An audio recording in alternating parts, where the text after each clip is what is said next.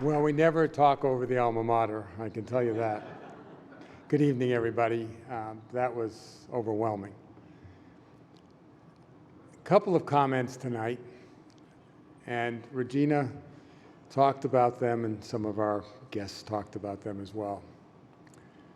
The capacity to bring people together and to build community is one of the most impactful aspects of planning and architecture, and something that has guided me throughout my career. It is, I believe, for that reason that I feel so drawn to the Franciscan Friars and the team at St. Anthony Shrine.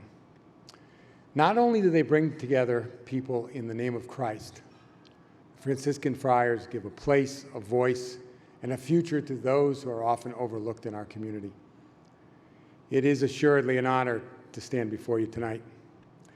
To be honest, when I read that Father Tom wrote, I quote, "David's life work mirrors the charism and mission of St. Francis of Assisi, lover of the poor and the abused," I was stunned, intimidated, and humbled.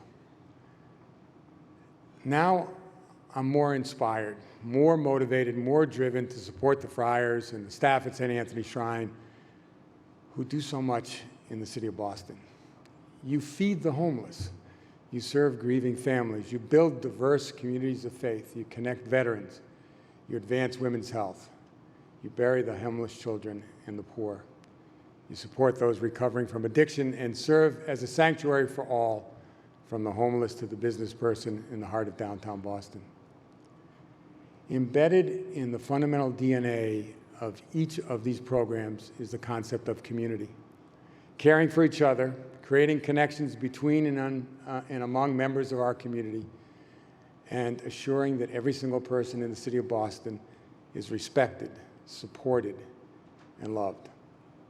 The mission statement of the Friars of St. Anthony is alive and well in Boston through this work.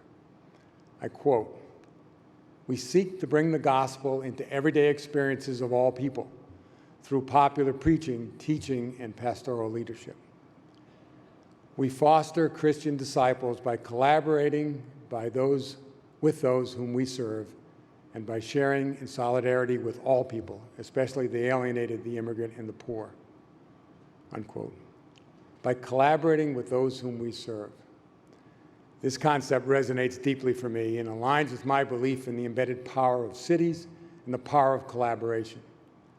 Cities bring us together, and the proximity fosters awareness and connection. Proximity also fosters collaboration, and innovation thrives on collaboration.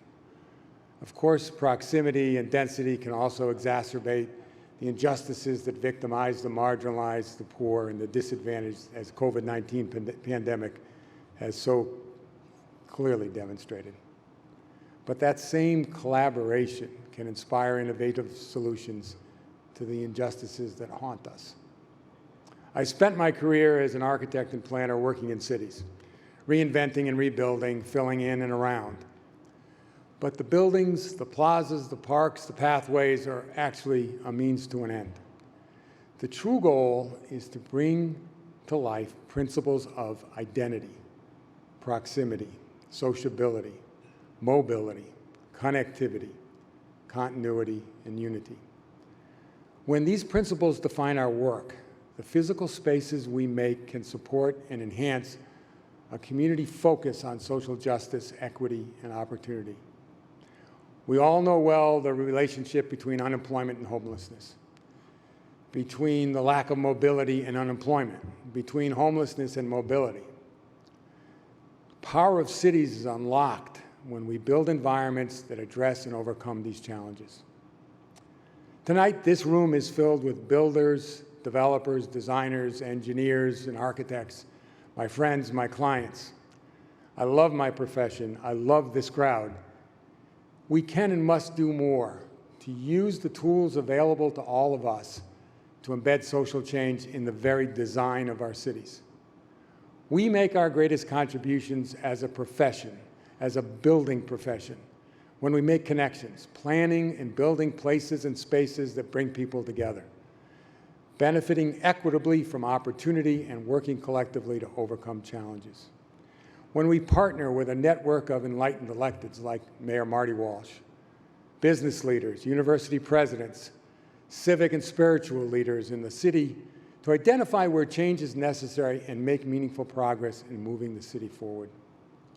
When we share our expertise and our energy with the real heroes, like the community at St. Anthony Shrine, designing spaces where their outstanding programs can thrive as they welcome all. With the pandemic slowly receding, we must seize the opportunity created by a new awareness of all that we share, having put away the differences that separate us one from another. In the past year, our community has collectively done more to openly discuss and address many of our complex underlying conditions: disparities in health, economic inequalities, and racial injustice.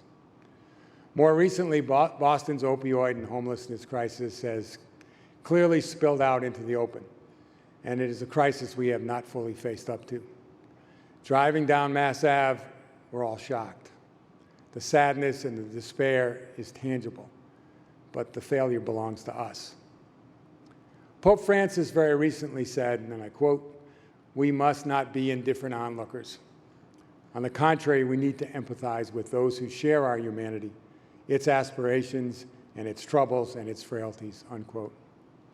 Everything that happens to our brothers and sisters, he added, affects us, though he concluded that recognizing this truth takes great courage.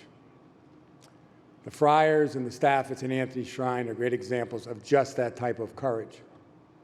They are not indifferent onlookers, but they practice a mission of hands-on local engagement every day. They are my inspiration. I want to thank everyone who's here tonight and everyone who contributed to this evening. Everyone at the Shrine, Father Tom, Mary Ann Rooney, Mary Ann Ponte, all the friars and staff, Secretary Marty Walsh and Lori Higgins, honorary chairs, Regina Pisa and Ron Drucker, dinner co-chairs, and the entire dinner committee, who, as Regina said, have been fantastic. Elizabeth, Austin, you saw Ellie and Lyda. And by the way, Regina, I can still call my roommates and they still take my calls and they give me money. At the University of Notre Dame, we ask, what would you fight for? Tonight, we're fighting for the homeless, the marginalized, the poor, and the lonely. Let us all join with the friars and staff of St. Anthony tomorrow and the next day and the day after that as they continue this fight. Thank you, thank you, thank you all for coming tonight. I can't tell you how much I appreciate it. It's been a marvelous night, and I love this city, and I love the people that I work with in this city. Thank you.